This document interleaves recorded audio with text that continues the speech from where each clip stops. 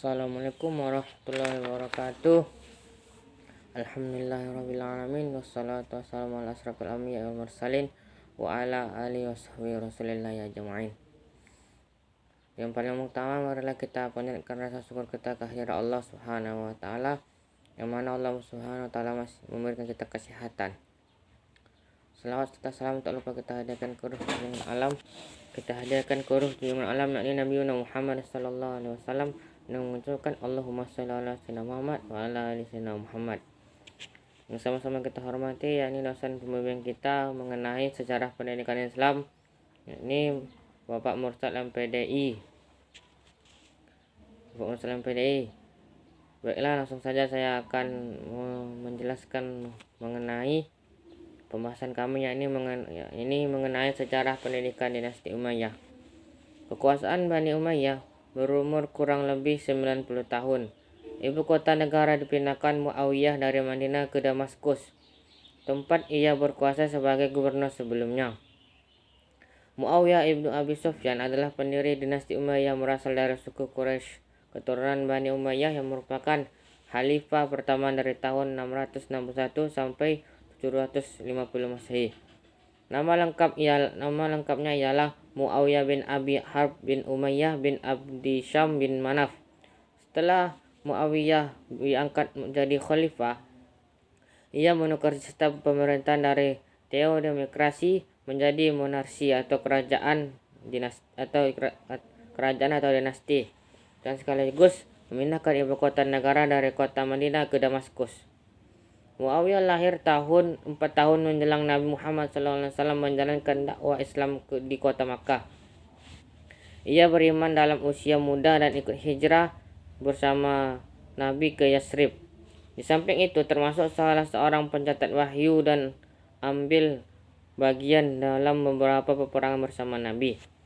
Pada masa Khalifah Abu Bakar Siddiq dan Khalifah Umar bin Khattab, Umayyah menjabat sebagai panglima pasukan di bawah pimpinan Ubaidah bin Ibnu Jarrah untuk wilayah Palestina, Suriah, dan Mesir. Pada masa Khalifah Utsman bin Affan, ia diangkat menjadi wali untuk wilayah Suriah yang berkedudukan di Damaskus. Pada masa pemerintahan Ali ibnu Abi Thalib tahun 661 Masehi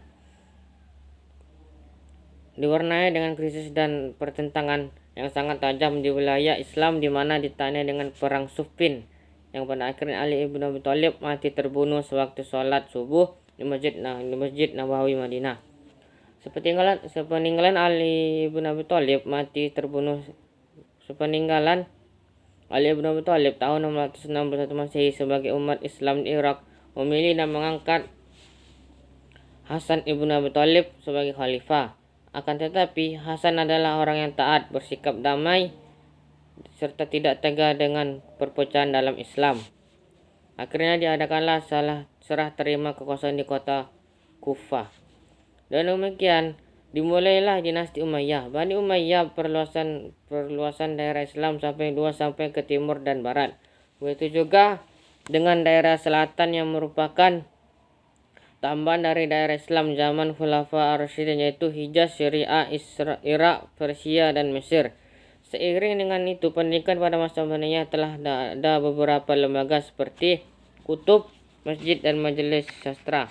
Materi yang diajarkan bertingkat-tingkat dan bermacam-macam.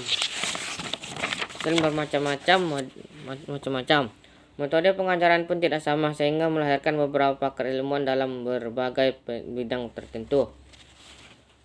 Pertumbuhan dan perkembangan pendidikan Islam pada masa Daulah Bani Umayyah. Pertumbuhan dan perkembangan pendidikan Islam pada masa ini berjalan seperti di zaman permulaan Islam. Hanya ada sedikit peningkatan sesuai dengan perkembangan Daulah Islamiyah sendiri. Sebagaimana telah diketahui bersama bahwa pertumbuhan dan perkembangan pendidikan Islam dibagi dalam 5 periode. Sedangkan untuk pendidikan Islam Bani Umayyah masuk dalam kategori periode kedua, yaitu periode pertumbuhan pendidikan Islam yang berlangsung sejak Nabi Muhammad SAW wafat sampai masa akhir Bani Umayyah. Sehingga karena masih dalam masa pertumbuhan, maka hanya ada sedikit kemajuan seperti diterangkan di atas. Kemajuan ini hanya diwarnai dengan berkembangnya ilmu-ilmu naqliyah yaitu filsafat dan ilmu eksakta, di samping juga ilmu-ilmu agama yang sudah berkembang sebelumnya. Faktor yang menyebabkan kurang pesatnya perkembangan ilmu-ilmu pada zaman ini salah satunya adalah faktor pemerintahan Bani Umayyah yang lebih suka pada membangun kekuatan pemerintahan atau politik yang cenderung otoriter. Pada zaman Daulah Bani Umayyah ada 3 gerakan yang berkembang dengan sendiri, yaitu gerakan ilmu agama karena dorong semangat agama sendiri yang sangat kuat pada waktu itu, gerakan filsafat karena ahli agama di akhir Bani Umayyah mempergunakan filsafat untuk melawan Yahudi dan Nasrani. Gerakan yang ketiga ini gerakan sejarah karena ilmu agama memerlukan riwayat.